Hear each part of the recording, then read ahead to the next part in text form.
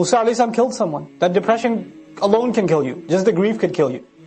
But Musa alayhi salam understands that I have to learn from my mistake and move on with life. So what does he tell Allah? Rabbi inni lima anzalta ilayya min khairin faqir. Any good thing you can send my way, I'll take it.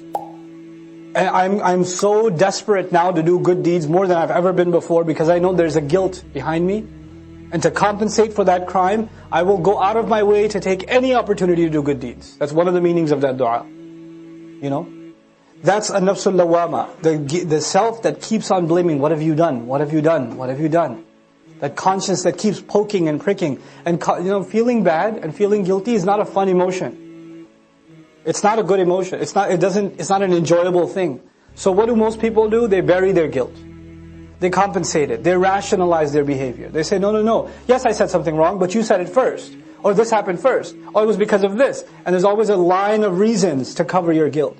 But Allah Azza wa Jalla says, if you're true to yourself, then you will acknowledge the real guilt you have and do something right about it instead of covering it up. And then, when those two things are there inside the human conscience, first of all character, and second of all the nafsul lawama, then understanding that a day is coming when all of our deeds will be brought before us, and all of that guilt that was poking us and saying, hey, you better do a good deed to compensate for this bad deed, so you don't get in really serious trouble one day, all of that was happening inside of our souls, that'll all pan out.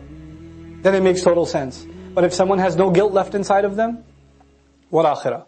What are you talking about, Yawm al-Qiyamah? What judgment day? Now Allah says, now the human being will be informed. What did he make a priority out of? And what did he put on the back burner? That's the translation I'll prefer here. Bima qaddama, what did he give priority to? What took taqdeem for him? What was priority number one? What took precedence? Wama akhara, and what could wait? What were the things that you put on the back burner? The crime of the human being isn't necessarily that he doesn't do a good deed. The human being says, it can wait. I can do it later. The crime of the human being isn't necessarily that he doesn't leave sin. He says, I'll leave it later. Or, let me do what I want right now. I'll do that later. I have time. Taqdeem and ta'khir, not the grammar one. The one for life. Human beings will be thoroughly informed. What were your priorities? What did you put ahead? What came first for you? What came later for you? Bima qaddama wa akhar. The other meaning of qaddama wa akhar in Tafseer Juz Amma I mentioned also. Qaddama also means what you've sent forward. You've done deeds, you've done works, and every one of them are waiting for you. Our deeds are waiting for us. Kullu nafsin bima kasabat rahina. You've sent collateral over.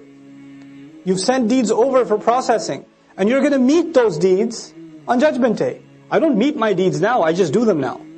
I will meet them then.